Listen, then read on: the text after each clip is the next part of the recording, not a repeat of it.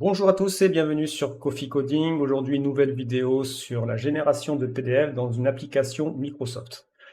Sur le marché aujourd'hui, pas mal de nuggets qui existent pour générer des PDF dans des projets de type .NET. Vous avez de l'open source, des payants, vous avez pas mal d'approches aussi différentes sur comment générer ces PDF. Et donc moi, je voulais vous présenter aujourd'hui Quest PDF qui, à mon sens, est un nugget donc open source gratuit qui va vous permettre donc de générer des PDF rapidement et de manière fluente. Je trouve que le langage est facile à à comprendre et à mettre en place. Et donc à l'écran, vous avez le site de Quest PDF avec pas mal d'explications sur toutes les possibilités, des exemples bien évidemment et la mise en place, ainsi que bon un petit peu les statistiques sur ce package nugget. Donc vous voyez, il a été téléchargé plus de 2 millions de fois et il est très bien apprécié par la communauté. Avant de commencer, comme d'habitude, n'hésitez pas à vous abonner, à laisser des commentaires si vous voulez et le petit pouce. Et je profite bien évidemment de cette vidéo pour souhaiter un joyeux anniversaire à Coffee Coding qui fête ses 1 an. Et donc je voulais aussi vous remercier. Allez, sans plus attendre, on démarre la présentation. Donc je me retrouve sous Visual Studio et je vais créer donc un nouveau projet de type console. Je vais l'appeler Coffee Coding PDF Generator. Je suis en net.7, ça me va, et je clique sur Create. Donc, je vais supprimer tout ce qui ne me sert à rien au niveau de mon programme. Et donc la première chose que l'on va faire, ça va être rajouter la référence à Quest PDF. Donc dans ma partie Nugget, je renseigne Quest PDF et je clique sur Install. Donc moi je suis en 2023 10.1 au moment où je tourne cette vidéo. Vous pouvez prendre la dernière version si vous le faites plus tard. Donc j'accepte les disclaimers. Ok, et donc ce qu'on va faire, c'est qu'on va spécifier en fait le type de licence qu'on va utiliser avec Quest PDF. Donc pour cela, vous avez une propriété licence qui va vous permettre donc de dire quelle licence vous utilisez. 3 licences aujourd'hui sont disponibles, la Community. Voilà, comme vous pouvez le voir à l'écran, qui permet en gros d'utiliser le générateur de PDF gratuitement à partir du moment où on est une compagnie qui génère moins d'1 million de chiffre d'affaires ou pour une utilisation personnelle. Et ensuite la partie enterprise et professionnelle dont on ne va pas parler car c'est pas le but de la vidéo. Donc nous on va se mettre en community, pardon. Et donc ensuite pour créer un document PDF, on va donc utiliser la partie document de Quest PDF. Alors attention, n'utilisez pas la partie document du metadata, système réflexion metadata, mais celle bien du Quest PDF. Hop, donc je prends ma partie document, et donc je vais créer un nouveau document. Et vous allez voir qu'avec la partie Fluent, l'écriture, elle est assez sympa, je trouve, à mettre en place et très compréhensive. Donc notre partie document a une méthode create qui va donc accepter en point d'entrée un document conteneur. Et c'est ce document conteneur qui va nous permettre en gros de générer notre page PDF. Donc je vais l'appeler PDF container. Voilà, donc là j'ai créé un conteneur vide. Et donc ce parti document, une fois que mon conteneur sera mis en place et tout, qu'est-ce que je vais vouloir faire? Je vais vouloir le générer. Donc du coup, je vais appeler le generate PDF. Voilà, et donc là, j'ai terminé en gros la création de mon document et la génération du PDF. Donc si je le lance, bien sûr, je vais me retrouver avec quelque chose de pas génial. Ce qui est plutôt sympa dans la partie Quest PDF, c'est que avant de créer la génération d'un PDF, donc je vais créer mon code, je génère, ça ne va pas, je reviens, etc., etc. On a une moyen de faire un previewer, c'est-à-dire de voir en temps réel avec le hot reload la partie PDF qui nous permettra ensuite de la générer une fois que l'on aura un document qui est acceptable. Donc c'est ce que l'on va voir tout de suite. Donc pour cela, au lieu de générer un PDF, je vais utiliser la méthode showInPreviewer, que vous pouvez avoir en asynchrone ou pas. Synchrone. Et donc là, je vais donc avoir en temps réel un previewer qui va nous permettre donc de créer notre PDF et de pouvoir interagir directement sans avoir à recharger le projet. Je vais lancer mon projet console. Et donc là, vous voyez qu'il y a une erreur qui me dit que l'on ne peut pas avoir de previewer car il faut d'abord installer l'outil qui permet donc le previewer. Donc ce que je vais faire, je vais récupérer la ligne d'installation du previewer et on va donc installer à l'aide du PowerShell directement le previewer. Donc c'est un .NET tool.install du quest pdf.previewer.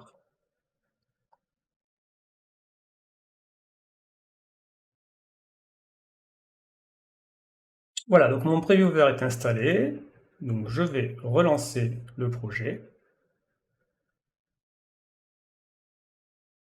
Et voilà, j'ai donc mon previewer qui apparaît à l'écran, avec bien sûr absolument rien puisque je n'ai pas créé de page dans mon document PDF. Donc ce que je vais faire, c'est que l'on va... Hop, je vais mettre ça sur la droite de l'écran.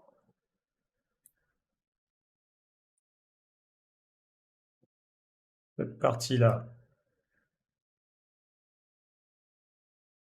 je vais la mettre là. Je vais essayer voilà, d'avoir quelque chose de plutôt sympa. Et donc maintenant, eh bien, on va commencer à générer une page dans notre PDF et bien sûr ajouter du texte, des images pour voir un petit peu le principe de génération. Donc bien évidemment, la première chose à faire dans notre conteneur, c'est de créer une page. Donc pour cela, on va faire pdf conteneur.page, pardon. Et donc de la même façon que la création de notre PDF, on va donc lui créer un objet de type pdf page qui va avoir donc des propriétés. Voilà, donc là, ce que l'on peut faire, c'est déjà de créer une page de type A4, donc de taille A4. Donc pour cela, je vais spécifier la taille de ma page. Donc vous voyez que vous avez une propriété page size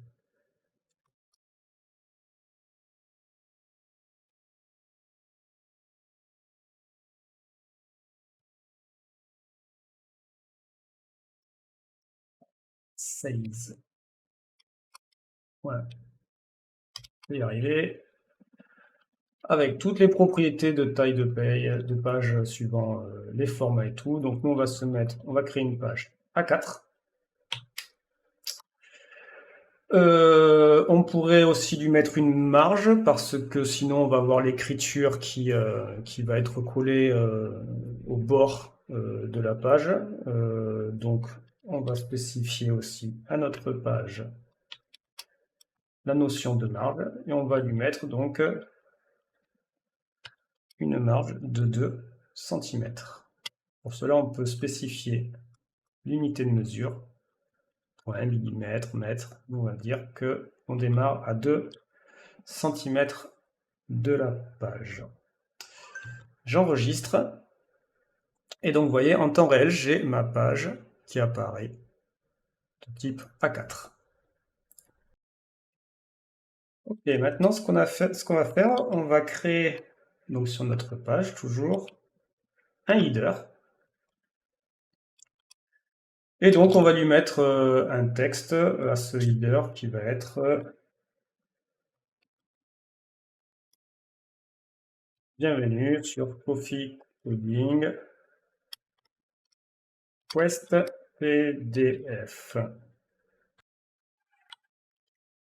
Je sauvegarde et voilà, donc on a notre header qui apparaît Welcome sur Coffee Coding, .quest PDF. Donc il existe pas mal de propriétés sur le header, hein. Vous pouvez donc mettre en gras le texte. Si on regarde un petit peu les propriétés, vous voyez, il y en a, on va pas toutes les détailler, mais il y a toute la partie mise en forme, alignement, etc., etc.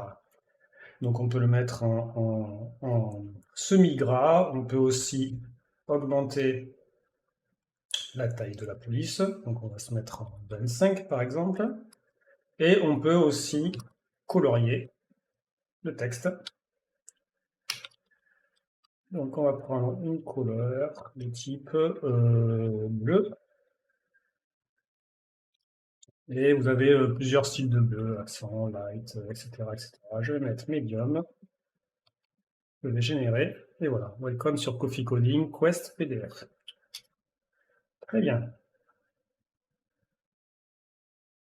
Donc maintenant, ce que l'on va faire, on va rajouter du contenu à notre page à l'aide de la partie content. Et donc ce contenu, ça va être vraiment du coup le corps de notre page. Ça fonctionne un petit peu comme des balises gris en CSS ou en XAML, à savoir que vous allez pouvoir agencer votre contenu sous forme de grille avec des notions de colonnes et de lignes, et vous allez positionner chaque élément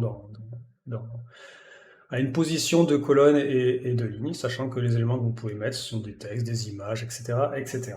Donc nous, on va rajouter à notre propriété content, vous allez voir, donc, vous avez pas mal de choses que vous pouvez faire, tout ce qui est alignement, tout ce qui va être bordure, tout ce qui va être décalage, etc., etc. Donc nous, ce que l'on va faire déjà, on va mettre une notion de padding, donc en gros de décalage, pour pas que notre contenu soit collé au welcome sur Coffee Coding, c'est-à-dire à notre header. Donc je vais faire un padding vertical, qui accepte en paramètre bien sûr un float, et donc je vais lui dire que je vais décaler verticalement mon contenu de 1 cm. Et je lui ai dit bien sûr l'unité en centimètres. Voilà, ce qui veut dire qu'en gros, tous les éléments que l'on va rajouter maintenant seront espacés d'un centimètre au niveau vertical. Donc voilà, et ensuite on va continuer notre génération de contenu. Donc je vais lui rajouter une notion de colonne, c'est-à-dire je vais travailler moi sur les colonnes. Et donc là, je vais donc, pareil que l'écriture du conteneur ou des pages, générer donc une action de type colonne descripteur qui va me permettre de créer mon contenu. Donc je l'appelle PDF colonne. Et donc voilà, là je suis dans ma colonne. Et donc là je peux lui rajouter autant de colonnes que je veux qui contiendront deux éléments. Donc ce qu'on va faire, nous, on va d'abord rajouter une première colonne qui va contenir du texte. Donc pour cela, PDF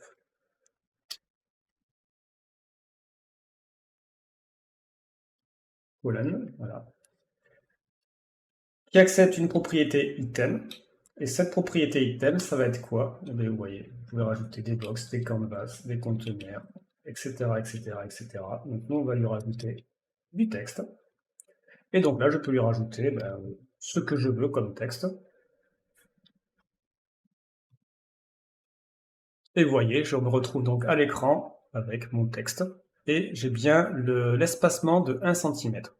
Donc nous, ce que l'on va faire, plutôt que rajouter n'importe quoi, on va rajouter donc un lorem ipsum. Donc pour cela, vous avez la méthode placeholder qui vous permet de générer directement des objets. Et donc moi, je vais prendre le lorem ipsum. Et voilà, du coup, je me retrouve donc avec un contenu de type lorem ipsum que je pourrais continuer à personnaliser avec la taille, la couleur, etc., etc. Je vais rajouter de nouveau un objet. Sauf que cette fois-ci, au lieu de mettre du texte, je vais mettre une image. Et pareil pour le placeholder, je vais donc rajouter une image fictive. Ça me permet en gros de commencer à avoir une structure, une sorte de maquette de template vide qui me permet un peu d'agencer les objets, de voir un petit peu comment sera ma représentation PDF. Et donc vous avez sur le placeholder la partie image et vous pouvez donc générer une image avec une certaine taille. Donc moi je vais mettre une taille de 100 par 200 et je sauvegarde. Et donc voilà, là j'ai une image donc de 100 par 200 et vous voyez que mon layout a un problème car il me dit qu'en gros mon image déborde de la page et donc c'est pas bon. Donc, ce que je vais faire, c'est que je vais juste raccourcir. Voilà, j'ai une image de 100 par 100. Et voilà, donc c'est plutôt pas mal. Du coup, notre PDF commence à prendre forme. Donc bon, Il nous resterait maintenant, alors on peut continuer comme ça assez loin, mais nous ce qu'on va faire maintenant, c'est que l'on va mettre, un peu comme le leader, on va mettre maintenant un pied de page qui contiendrait le numéro de la page, ce qu'on retrouve un petit peu sur tous les documents. Donc pour cela, je vais utiliser mon PDF page, et vous voyez en plus il me le propose directement. Je vais lui rajouter un objet de type footer. Donc lui, on va l'aligner au centre, c'est-à-dire qu'on veut que notre page soit vraiment centrée en bas. Et ensuite, on va donc lui mettre un texte, des parenthèses. On va lui mettre un texte, et donc là, je vais générer un élément texte. Donc ce texte, il va avoir donc ma partie page. Donc je pourrais même mettre avec un S, sans S, avec un espace. Et ensuite, le numéro de la page. Donc là, je ne vais pas mettre 1, oui, j'ai qu'une page. Mais on a des fonctionnalités, bien sûr, que QuestPDF nous propose, qui nous permettent de calculer, en gros, tous ces paramètres de variables pour que ça puisse, bien sûr, s'incrémenter. Donc là, on va mettre point current page number directement. Il va nous faire une erreur. Oui, il me manque le point virgule. Et voilà, je me retrouve avec mon page et le numéro de la page. Donc voilà, donc là j'ai bien créé donc toute ma partie PDF, je suis content de moi, et donc maintenant on va le générer. Donc pour cela, j'arrête mon projet, et au lieu de faire le show in previewer, on va revenir à ce qu'on avait au début, à savoir generate PDF. Donc on va lui donner un nom.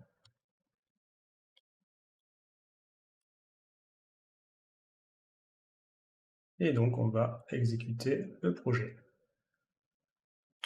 Voilà, donc le projet s'exécute, c'est un projet console, il se ferme immédiatement. Et donc en gros, notre PDF va se générer au niveau de notre projet dans lequel on se trouve. Donc je vais aller ouvrir le projet et vous voyez, du coup, je me retrouve ici avec coffeecoding.pdf. Hop, je l'amène ici. Et voilà, donc je me retrouve donc avec mon D-Project, mon Coffee Coding, et j'ai bien ce que j'avais tout à l'heure en prévu. Voilà, donc vous avez énormément d'autres choses sur la partie QuestPDF que je vous laisserai découvrir, mais en tout cas, vous voyez que la génération, je trouve, du PDF se fait assez intuitivement. La façon d'écrire avec le Fluent, je trouve ça aussi vraiment pratique, très facile à comprendre, très facile à mettre en place. Et pour moi, c'est une très bonne alternative, ce Nugget, pour générer des PDF de manière assez rapide et assez efficace. Voilà, c'est tout pour cette vidéo. Merci de l'avoir suivi. N'hésitez pas à vous abonner. Et moi, je vous dis à la prochaine. Bye bye.